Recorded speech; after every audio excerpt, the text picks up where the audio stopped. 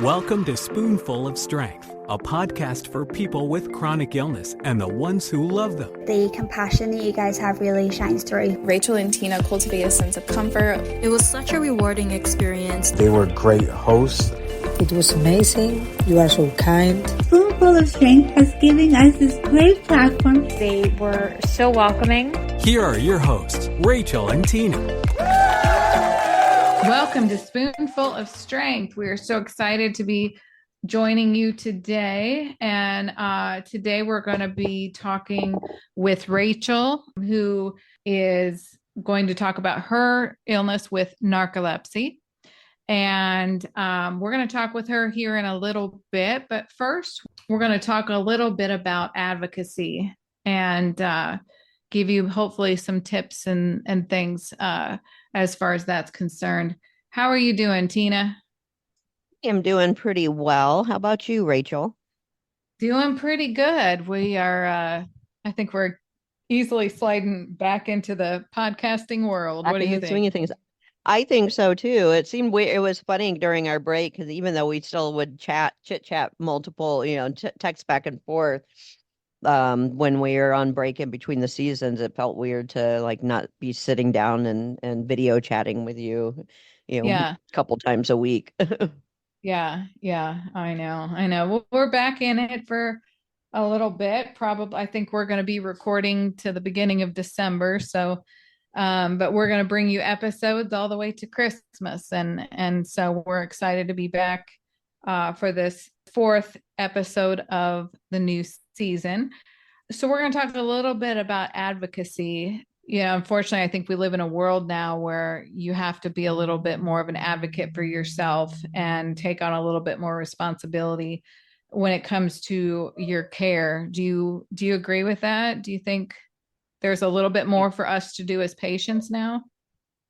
Absolutely. I feel like it was always there. I just feel like for many years, everybody just had that the thought of, okay, what the doctor says goes, and you don't question. It's more of kind of almost like they rank up there with the authority figures, so to speak. Yeah. And so people don't, they would just, instead of asking questions, they would just walk out of the doctor's office going, okay, I'm going to do what they tell me to do, versus asking the questions, particularly for yourself, and specifically relating to you.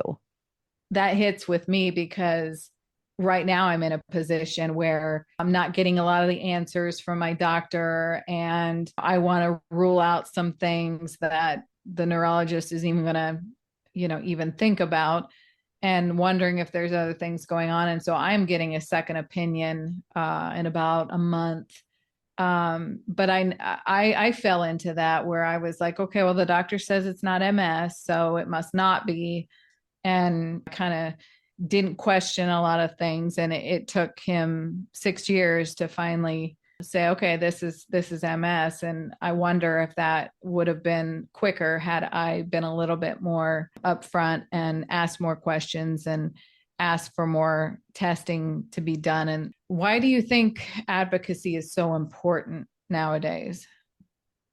I feel this day and age, I've noticed even just with I haven't seen my regular general practitioner doctor, and I couldn't tell you how many years, because majority of the time when I call, they say, well, if it's for an illness or an injury or whatever, they say, well, we don't have space here. You just go to one of the clinics.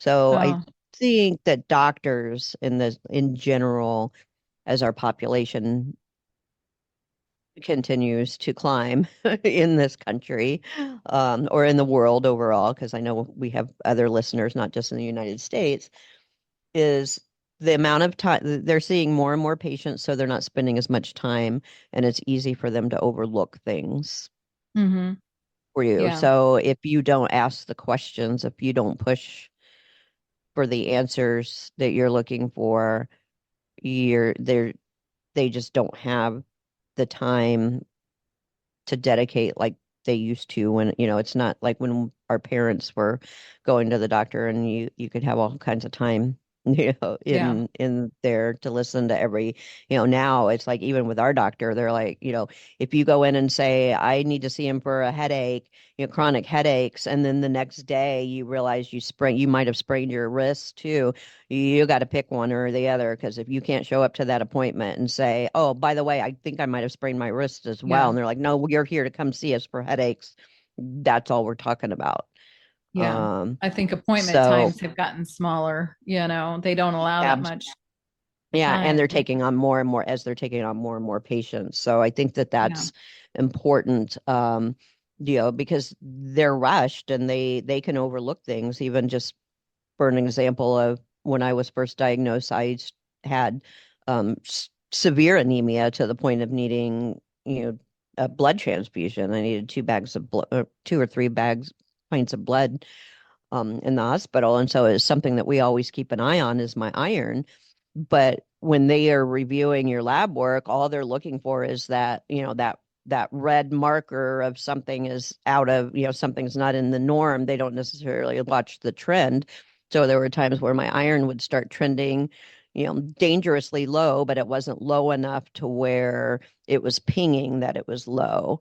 So we are the ones that would be like, wait a minute, if you look at this, yes, the iron technically is still barely in the, like, by, barely in normal level, but I'm trending downwards. So I think I should get some iron. So, we multiple times I had to advocate for an iron infusion because I could tell they were dropping where it wasn't caught when they're reviewing your lab work. I had to cancel an appointment with my gastroenterologist because of my surgery. And I just this week rescheduled it. And February 14th was the first appointment I could get. Now it's end of September.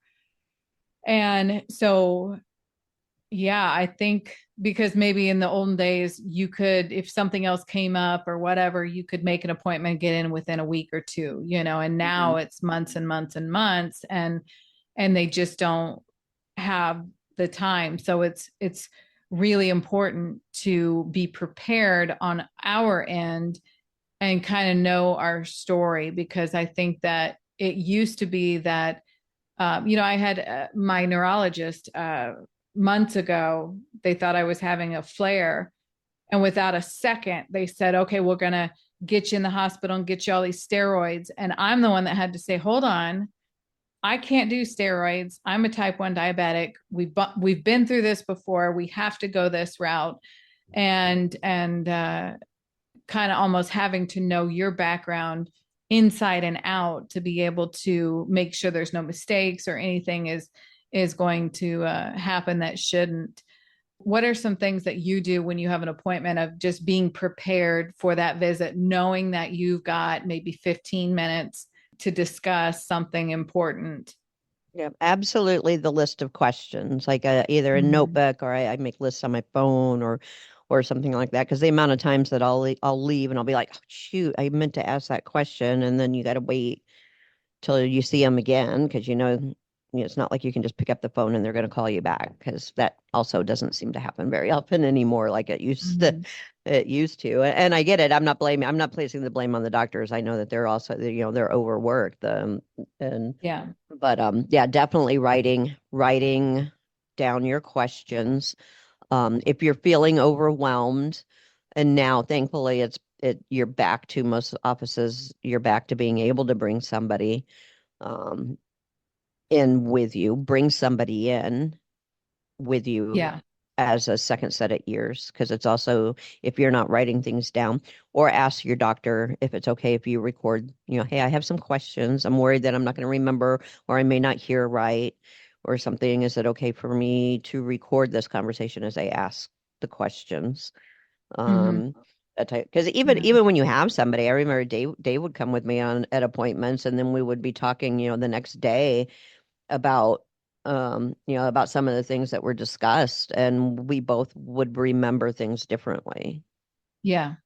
And a lot of people who have cognitive issues like me, I tend to make a lot of notes when I'm in the appointment. If my husband can't be with me, then I make a lot of notes as far as what was said And that way I have something to refer back to. But having somebody with you is nice because you can say, wait a second, what did he say about my blood work? What, I can't remember what he said. And having somebody there to be with you. I also think, you said something about phone calls. I actually don't call my doctor much anymore at all. I have gone to strictly sending messages through the portal, because that does give you the ability to have in writing your doctor's responses and what, so you can not only refer back to that, but that you have kind of documentation as to if you're having issues with a doctor, of being able to say, listen, I sent you this message on January 10th. I didn't hear back. I sent it again on the 17th. I still haven't heard back. And you've kind of got that log of things so that you can make sure that you're getting your needs addressed as they should be. Yeah, absolutely.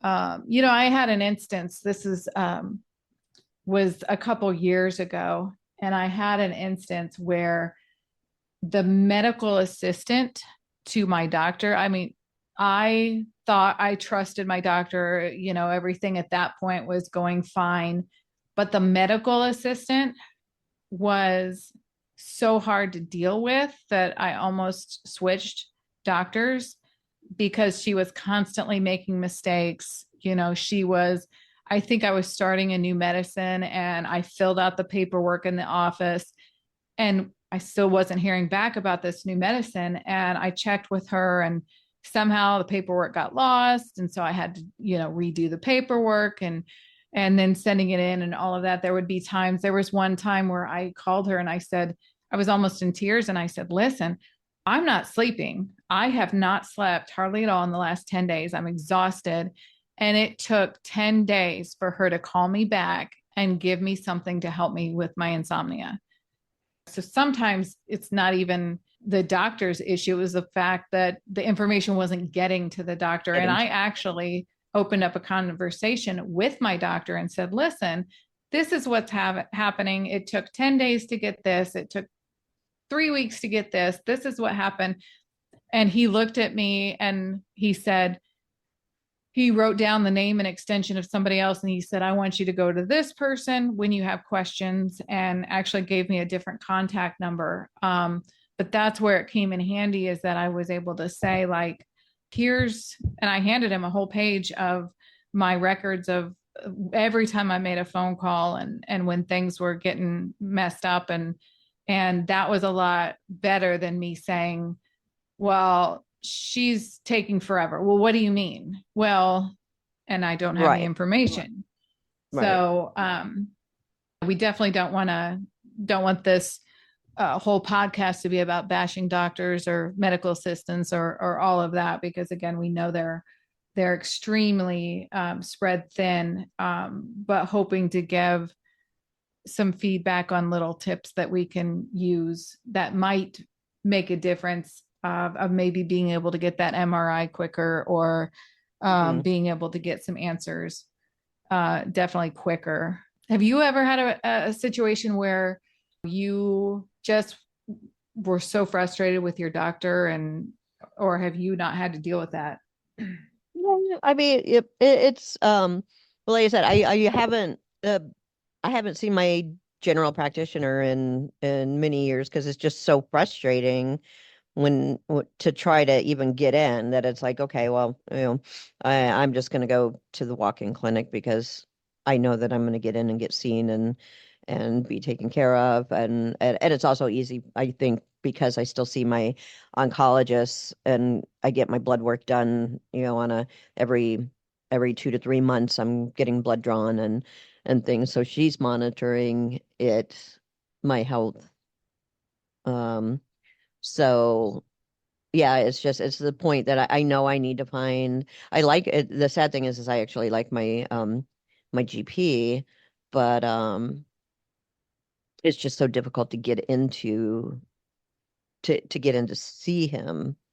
Yeah. That it's it's to the point where it's like kind of want to start looking. I know I need to start looking for another one that might be a little bit easier to because see. some people's insurance, like going to an urgent care, there might be higher costs for somebody, higher copays. I know for myself, my copay is higher if I go to an urgent care versus my regular doctor. And that can be, obviously, we've talked about specialists, how long it takes to get in to see specialists, but have you ever had to get a second opinion for something? I did, yes. When my and it wasn't, my situation wasn't because I didn't like what I was hearing, what the first opinion was. When I had the reoccurrence in that single lymph node in 2020 with my cancer, with its location of where it was at, my oncologist felt like they were not situated to be able to do surgery. It was a surgery to remove the lymph node was too dangerous based on where the location was, and they weren't 100% sure about radiation. And so I actually went to get a second opinion on that one at Johns Hopkins. There's a doctor there at Hopkins that specializes, her whole research is revolving around your upper tract urothelial cancer. And so I went to see her to say to try to figure out, which path to do. And then the radiologist at my original at my normal oncologist office said, no, we're comfortable with being able to do the radiation. If he wasn't, then Hopkins, actually, the doctor at Hopkins had specifically said, yes, this would be considered a risky, high risk, tricky surgery, but we have surgeons that actually specialize in this type of thing. So if it came down to surgery, I would have ended up switching to Hopkins. Yeah. Or should this come back, which it won't. I always say if it comes back, but it won't. This doctor told me flat out, she's like, I will take you on as a patient if we need to, and we can start. There's all these new chemo drugs that are coming out that are very promising for this type of thing. So, if we need to, I'll take you on and we can get you started on something new, right away. And, knock on wood, that's, that was February 2021 was when I did the radiation, and it knocked out that lymph node. And, so now I'm approaching, it'll be 4 years in February. So hopefully it'll stay away, but at least it was a little bit easier for me to be okay when it was time, when I had to stop the immunotherapy, the Keytruda treatments, because that was kind of to me, it was a bit of a crutch, but it was also easier because I knew I already had a game plan of what I was going to do should it come back. Mm-hmm. And I like that your doctor was the one that actually said, go get another opinion. While you're on your phone, come on, I know it's in your hand. Head on over to SpoonFull of Strength's Etsy shop at spoonfulofstrength.etsy.com. That's spoonful with 2 L's. We have a wide variety of t-shirts, sweatshirts, hoodies, mugs, and so much more. Anything in the shop can be customized based on your illness. We have sizes from extra small to 5X and many colors to choose from. The best part is most items ship within 2 business days. So head on over to spoonfulofstrength.etsy.com. I'm in a situation where I have an appointment in about a month with a neuromuscular specialist because I'm not getting a lot of answers from my neurologist. And I don't know why it is, but I like, why is it so hard to tell your doctor that you're getting a second opinion for something that they're supposed to be taking care of? I mean, I requested my medical records, and instead of saying, will you send these to this doctor, I said, send them to me. I want a copy, and then I'm going to send them over. Why is it so difficult? I don't know if like, I don't think I'm a difficult patient. at all, but I worry that they're going to be like, well, if you're not happy with us, then go stay with them, go with them Right. or whatever. But and come to find out, I went to my neurologist. I was having these horrible episodes where my muscles were contracting, and I went to my neurologist and I said, is this the MS hug? And they said, no, it's not the hug. Go to your regular doctor. And I was like, okay. I go to my regular doctor and he said, well, that should be under neurology. So he's the one that actually sent the referral in to the neuromuscular. So because they didn't I didn't expect them to figure it out, so to speak, but I'm seeing a lot of times they're just giving me, no, we can't, it's not MS, and they leave it at that, or acknowledging it, but not taking care of it.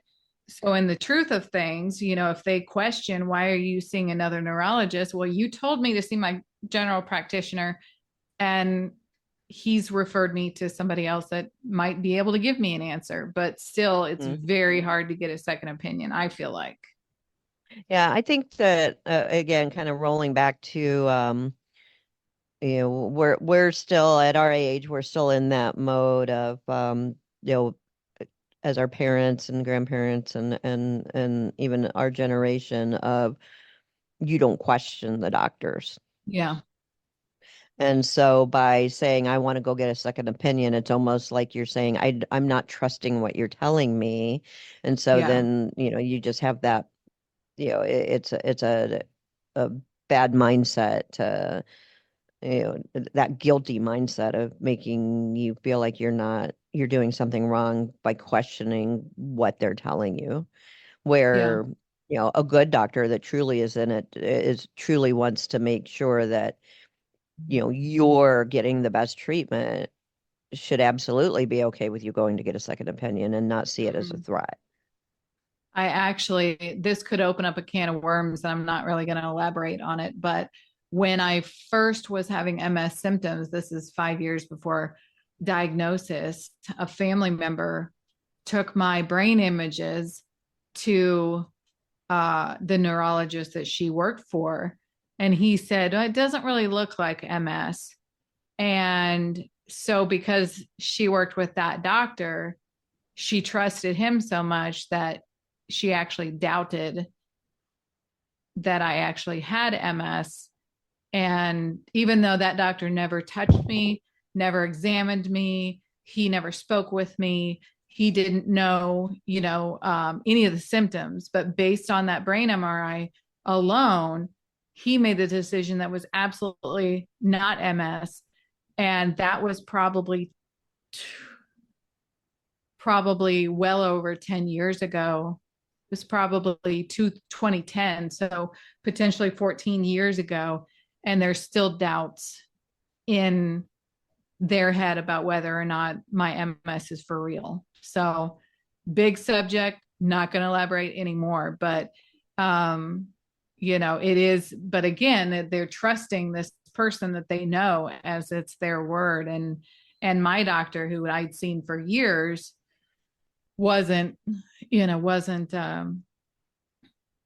knowledgeable enough, even though he saw me. He did the testing. He talked with me. He, ran all the other testing that needed to be done. So that is, very true as far as that's concerned.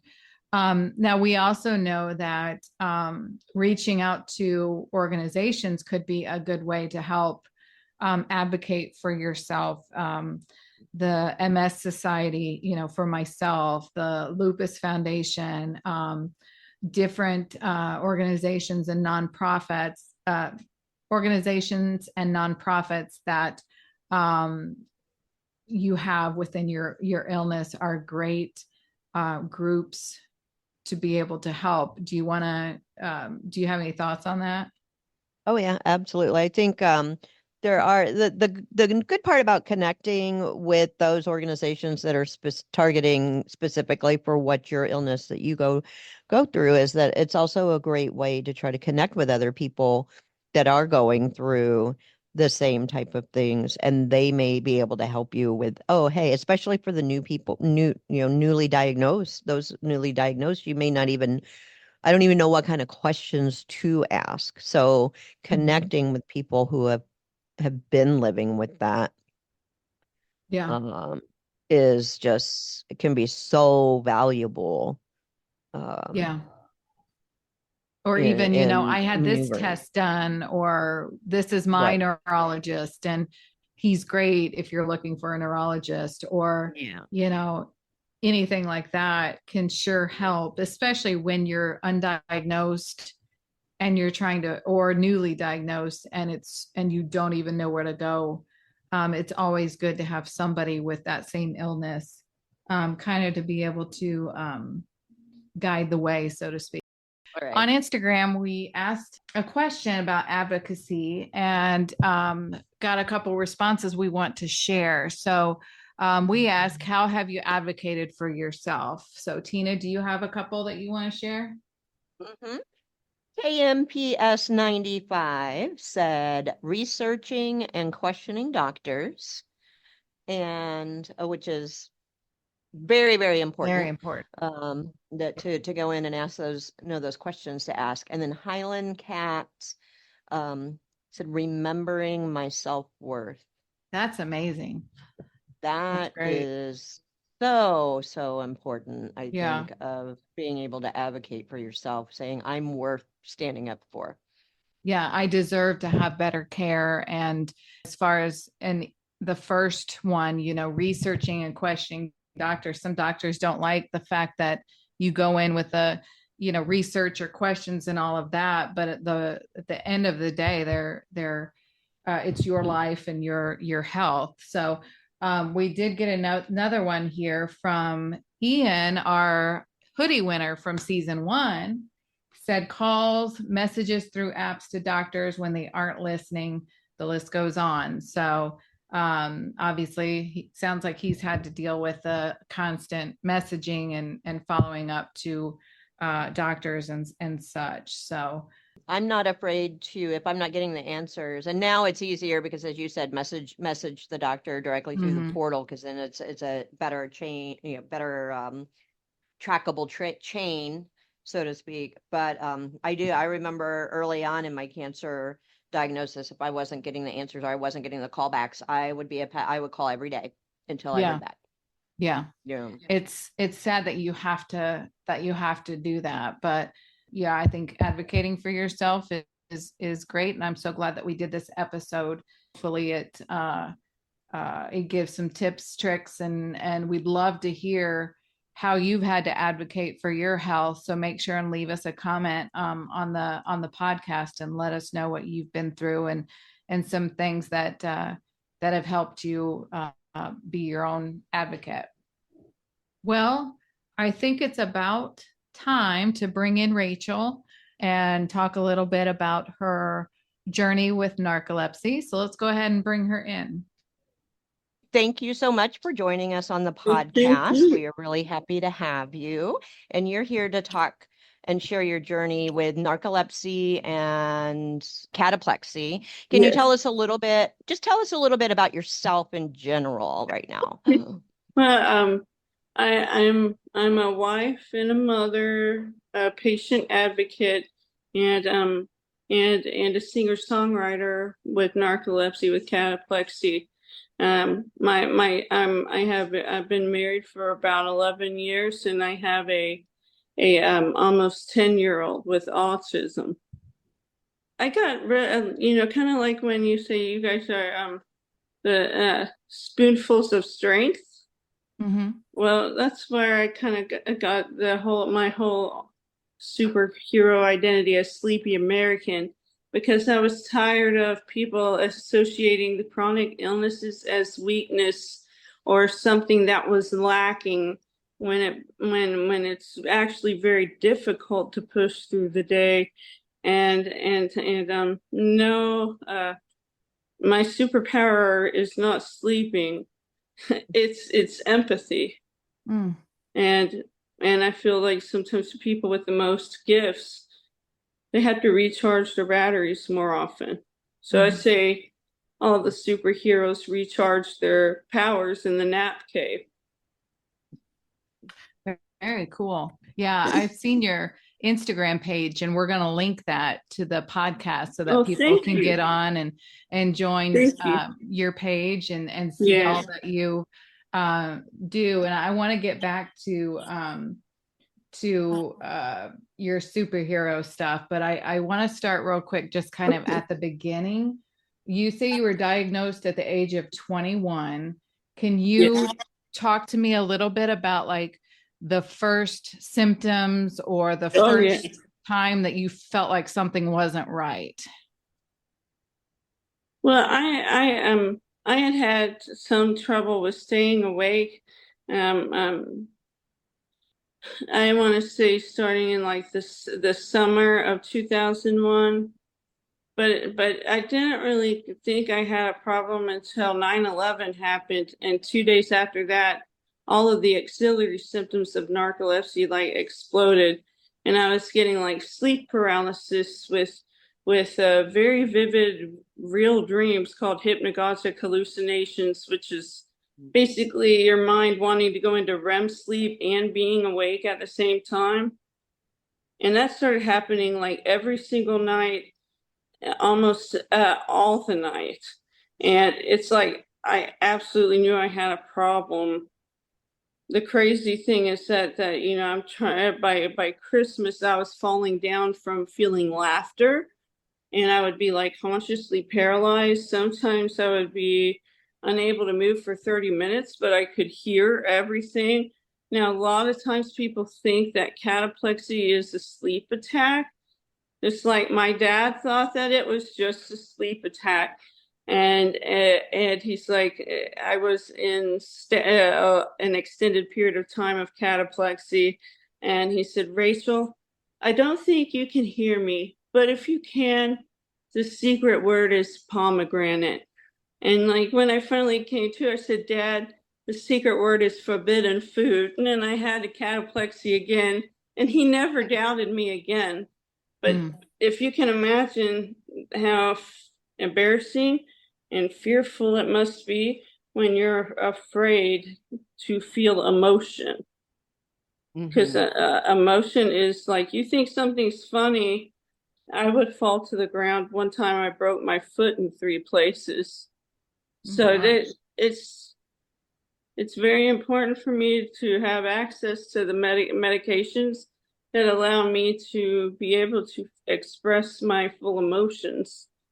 Not only that, but I hate when people see my symptoms in public, and you know, I do have profound narcolepsy, so it is going to show sometimes, like at the airport, and a lot of times people think that you're drunk, or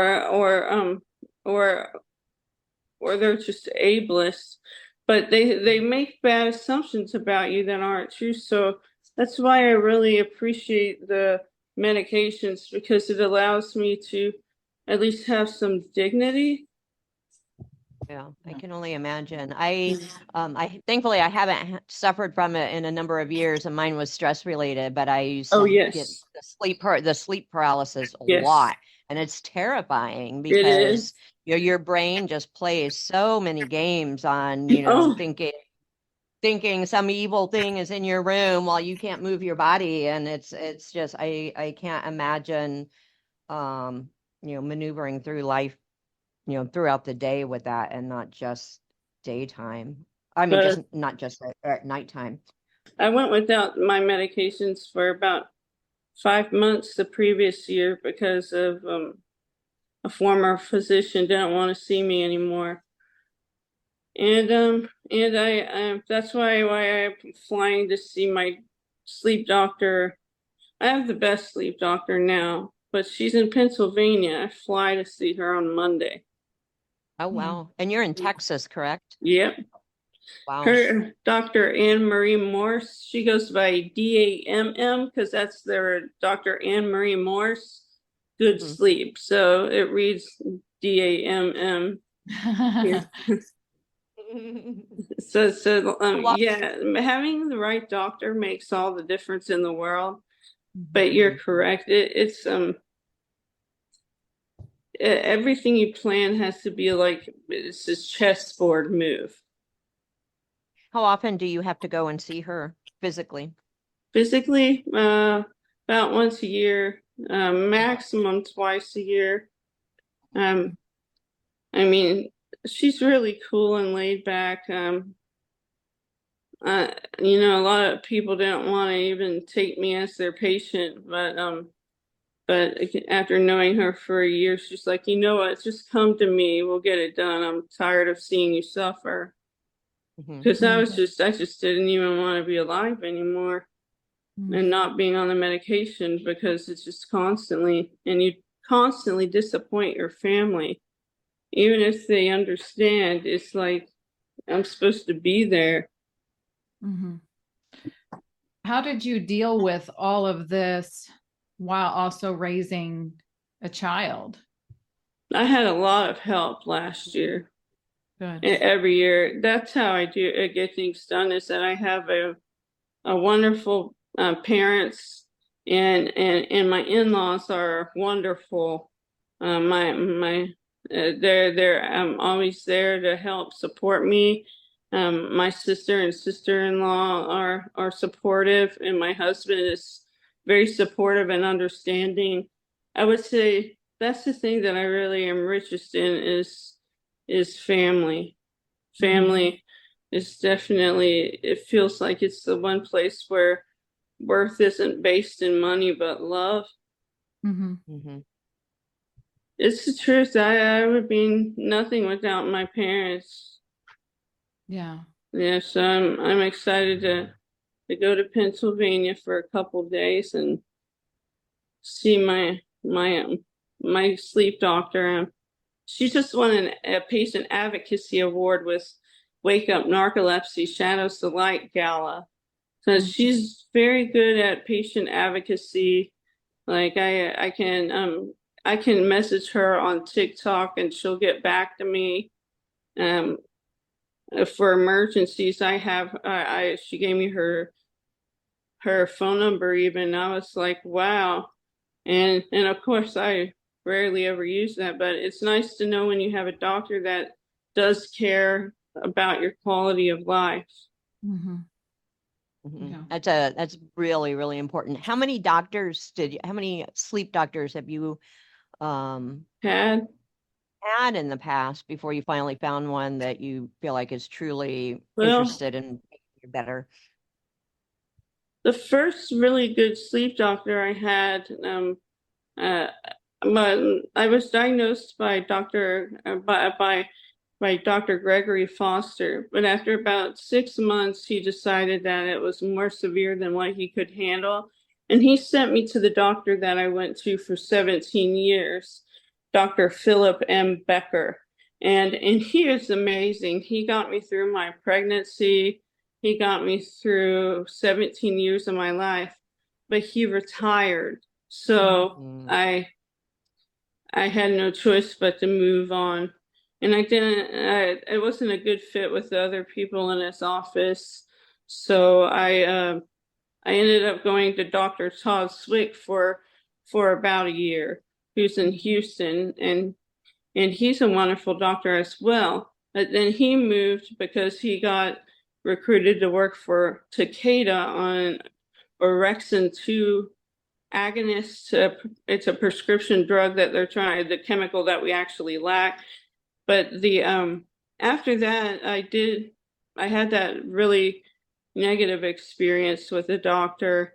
I won't talk about it too much, but then after going to the Mayo Clinic and getting like $20,000 worth of tests done, yeah, we had to pay $20,000 for me to get completely re-diagnosed. And then I found out they would only see me regularly as a patient if I lived in Minnesota, which I did not. So that's why I was like, I'm at square one again. And Dr. Morse is like, it's been enough. Come see me next month. And then finally in June, my suffering ended June of 2023.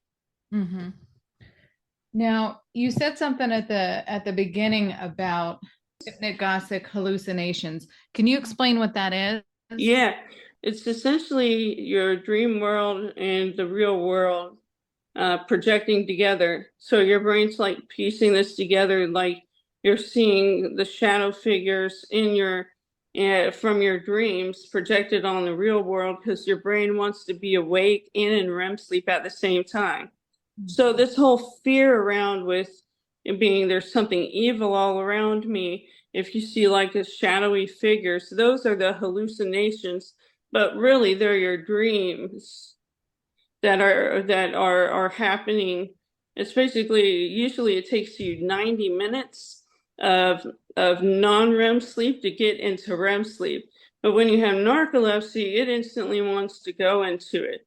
So unless you're taking something to suppress REM sleep, all my sleep is like that. It's not a life worth living, because you're so sleepy, but you're afraid to go to sleep. So a lot of times you just, yeah, it feels like slowly burning to death. So I definitely am thankful for the prescription drugs and for my doctor and for my family. Imagine being in that REM stage for so long, you're not really getting the restorative sleep that your body needs. I only get that on medication. Mm-hmm. And yeah, I only get that with the oxybate treatments. And it's every new thing they come out with is a wonderful thing. However, the cost of the prescriptions, they tend to be pretty high. So a lot of times insurance doesn't like to pay for it. And it just seems sometimes like for the chronic illness community, the people that have it the hardest are actually the patients, the consumers. Mm-hmm.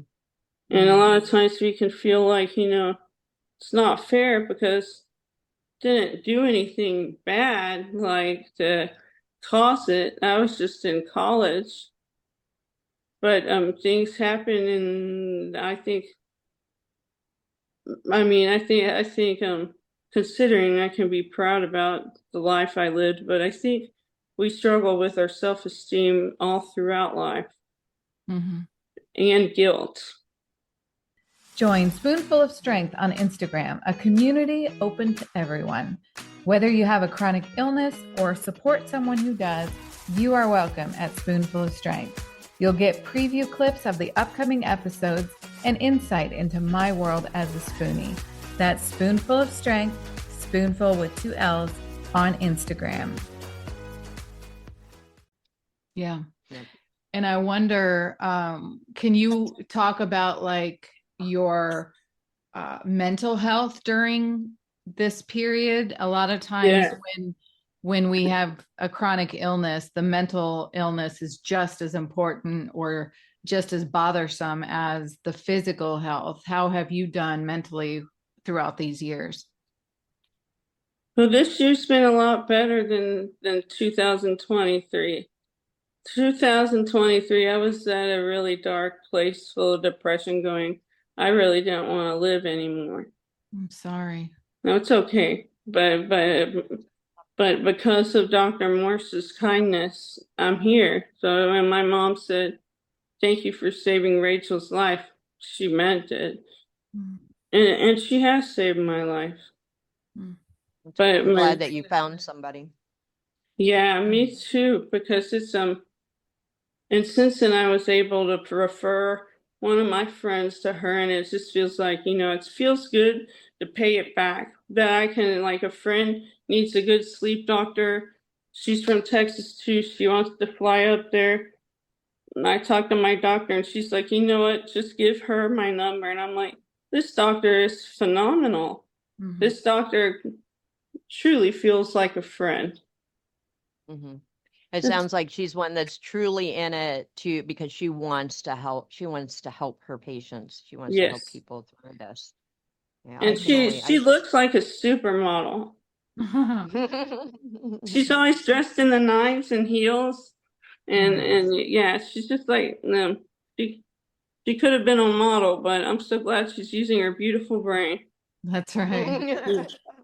I'm always in awe of people who pull that off. Like me, it's like even a small chunky heel, and I'm pretty sure I'm gonna break my ankle. I know how that is, especially like when you're in like I'm already like a little klutzy, but you mix in the cataplexy. You don't want to be in stilettos.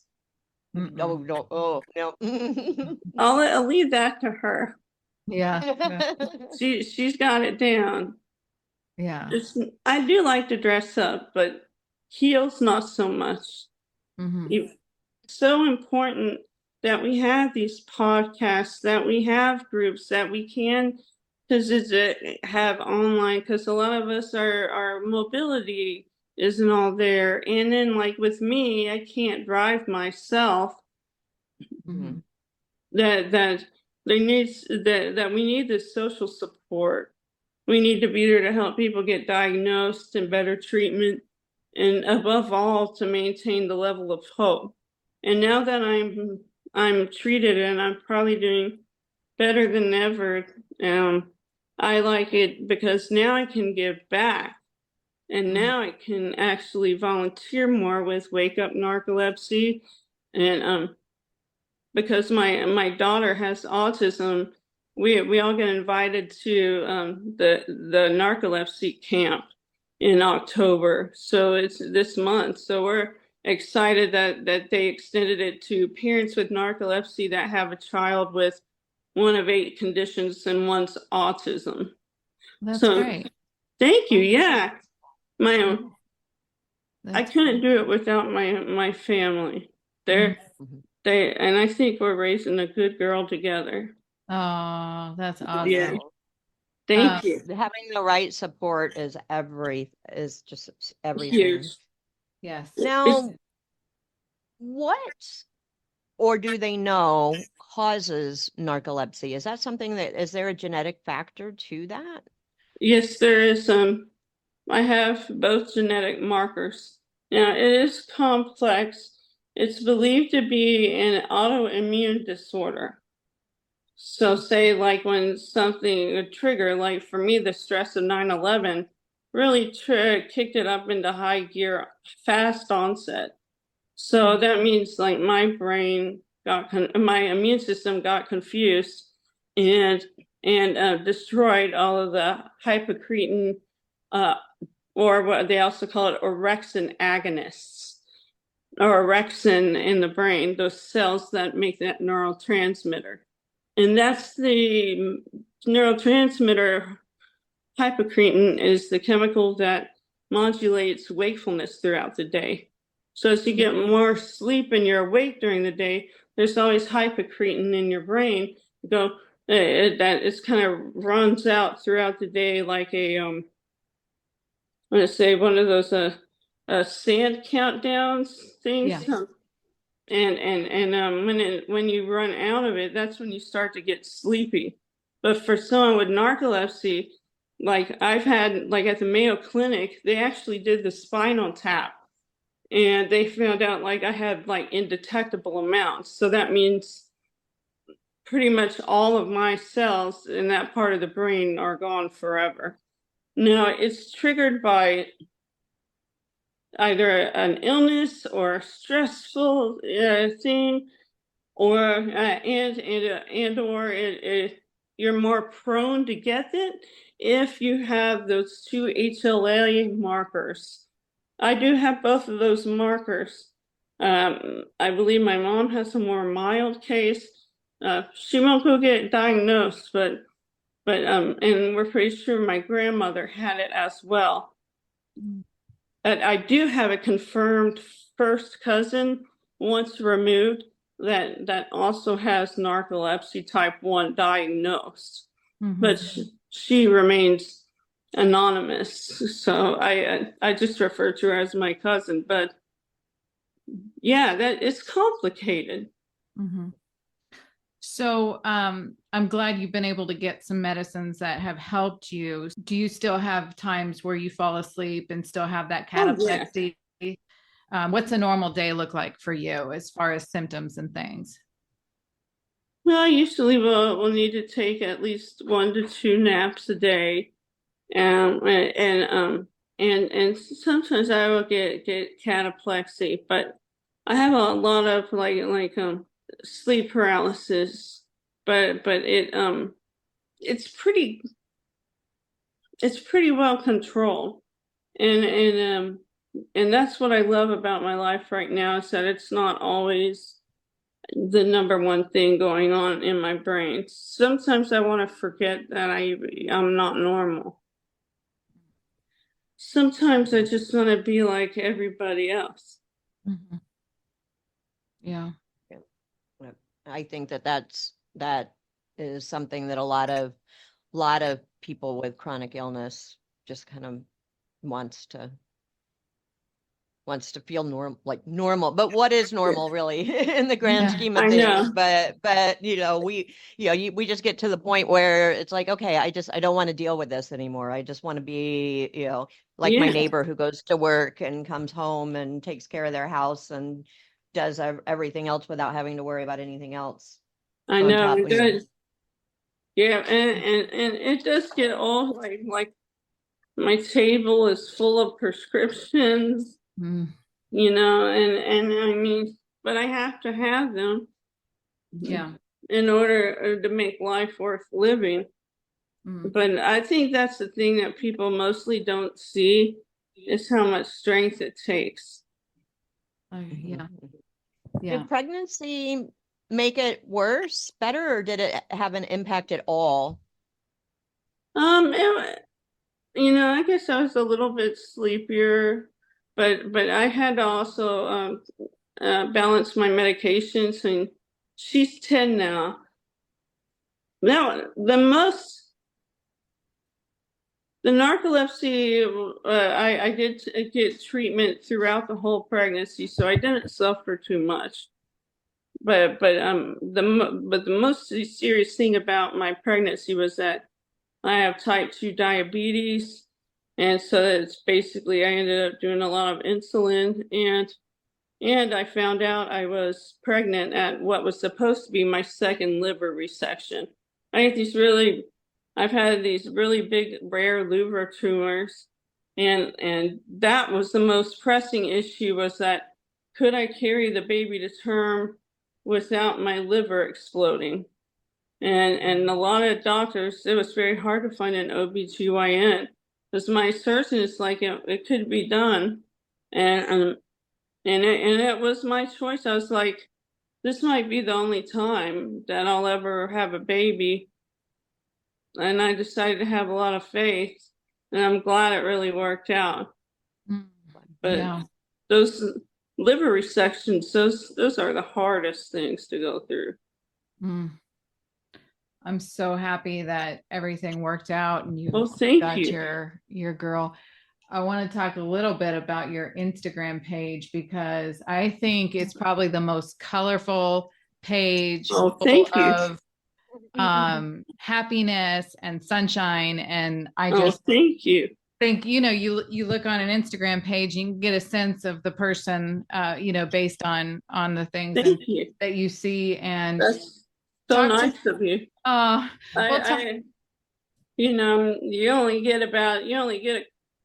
They only pay like fractions of a penny per stream, so the music is definitely a passion thing.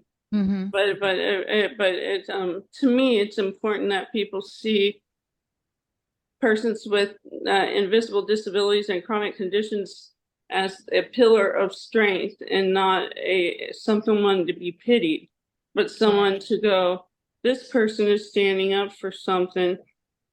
And why am I so passionate about working it with pop culture, is because that's where the baseline thinking is when they stereotype different disorders. So we have like the lovely Deuce Bigelow, that is, there's no mention of the cataplexy, it's just like we usually feel the sleepiness come on. It's very rare that we actually face plant into our dinner. Now, it has happened, but most of the time, especially on treatment, that you're not going to instantly fall asleep in line or talking to someone. You're just going to feel like, oh, wow, I really need to sit down soon. And I think a lot of people push themselves in the American culture on trying to get as little sleep as possible to work. But you can't be the best version of yourself without sleep. Yeah. I think especially people with chronic illness, because I know I'm guilty of it, of trying to do as much as I can to kind of prove that I can still do it. And then realizing, you know, my body's not able to keep up at that pace. And then you have to deal with the consequences of what you've done. Yeah. So I can definitely understand that.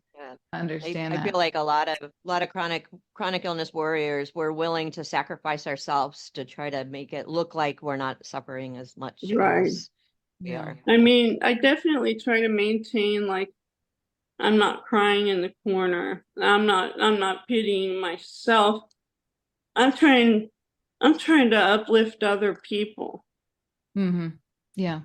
And I think you do that really, really well. How do you come up with the ideas for your songs and things? Well, I a lot of times I think about, like, say, like when you make me laugh, I wanted to demonstrate what cataplexy is alarming. So I say, I collapse when you make me laugh. That's a lot different than thinking, oh, well, she can sleep anytime. It's fairy tale nap land. And when they hear about, see, at least they say around 50% of the people that have narcolepsy don't even know they have it, because they associate it with the inaccurate stereotypes in Hollywood. And for me, my focus is music, to paint a picture like that way. One of my favorite songs I wrote is called Narcolepsy, and it's about it says, I'm paralyzed by dreams, I'm thirsty for sleep, narcolepsy. One laugh and splat, doctor torments patient like a lab rat. My bed is my jail cell, no one will post my bail. So I'm trying to put, like, how it really feels. Yeah. And I think that I do want to be a support person for persons with chronic disorders. But I also like to educate people that don't have it. I mean, they're you know, I get a lot of, you know, you have to be willing to get a lot of hate comments. You have to be willing to put yourself out there. Like, you know, I get called fat, old a lot, and it's like you can't really take that personally, because they must be pretty miserable to be doing that. But there, people can be petty. But I've had pretty tough skin. I like to bust myths that sleep paralysis is somehow demonic possession, because that seems to be like what a consensus incorrect idea about it. Because I'm like, you know, if that was the case, then why did the medications work? The exorcism didn't work. Yep. They actually, I remember when I first dug into the sleep paralysis, it came up as it was called old hag syndrome. Yeah. You know, because there's you know, an evil witch, or you know, depending on the folklore of it, or Lilith, or, you know, there's just so much folklore behind it. And then when you dig into, and people will talk about it, and then I'm like, no, there's a scientific, like, I know what it feels like, but there's a scientific explanation between of what's going on. Yeah, it's you're still breathing when you're sleeping, so a lot of that weight on your chest that you feel is because that's the only muscle that you can move at the time. I remember one situation where it felt like I swear something grabbed my feet and yanked me off the bed, and then I like startled myself awake, and I'm like just laying in my normal spot. But yeah, but it is definitely a lot of people tend to be judging. But as you said, putting yourself out there, if you can help one person feel not alone, then it's worth the miserable people that get their joy in their life by bringing others down. Yeah, because I mean, while you're lifting other people up. Yeah, I mean, I'm definitely, after all these crazy things nowadays, I think that small musicians come from a place of authenticity. We actually do love the music, and we're not doing it for money. I'm probably paying money, but it's for the joy. And I think, like, when it comes out about all the shady things that some of the singers have been up to, it's like, wow, I mean, maybe we should be focusing on more independent artists that aren't breaking the law. Because I would never harm anyone. Yeah, you can definitely tell that, in your videos and things, that you're bringing your heart into it, and that you're putting it all out there, and that you can tell that warmth of being able to just share your story, share what narcolepsy is. And so we're just really excited that you're doing that. And we're so happy that you decided to come on today. Now, you just had a birthday, right? Yeah. Yesterday? Yep. On the 1st. Yep. Oh, okay. Well, happy birthday. Happy belated birthday. Thank you. Yeah, I was surrounded by my family and loved ones. Can't do any better than that. No, got a free ice cream at the Cold Stone Bakery. Yeah. And, yeah, it was, it's about the little things that make me the most happy. Yeah, definitely. Thank you so much for coming on. Thank you. We really appreciate it. I appreciate it as well. Yes. As well. I just think so much of you guys, and I'm so glad that I reached out to y'all.